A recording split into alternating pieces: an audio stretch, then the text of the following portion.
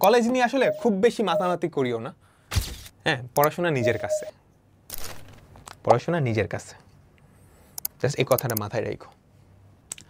কোয়েশ্চেনটা পড়ো, কোয়েশ্চেনটা পড়ো, দেখাও যে এই বিন্দুটা এই রেখাদ্বয়ের অন্তর্ভুক্ত কোন দ্বয়ের একটা সমদ্বিখণ্ডকের উপরে অবস্থিত। তার মানে তুমি ফার্স্টে সমদ্বিখণ্ডক দুইটার সমীকরণ বের করবা, তারপর দেখাবা যে কোনো একটার উপরে এই বিন্দুটা অবস্থিত, মানে এই বিন্দুটা যে কোনো একটা সমীকরণকে সিদ্ধ করে। আমি কি বুঝাইতে পারছি?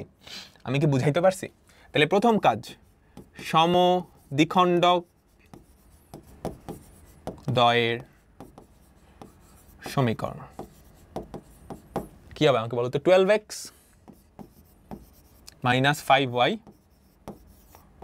plus 1 by root over of 12 square plus 5 square equals to plus minus 5x plus 12y minus 16, 5x plus 12y minus 16 by root over of 5 square plus 12 square। ঠিক আছে, এটা কাটা, তাহলে কি থাকে আমাকে বলো তো?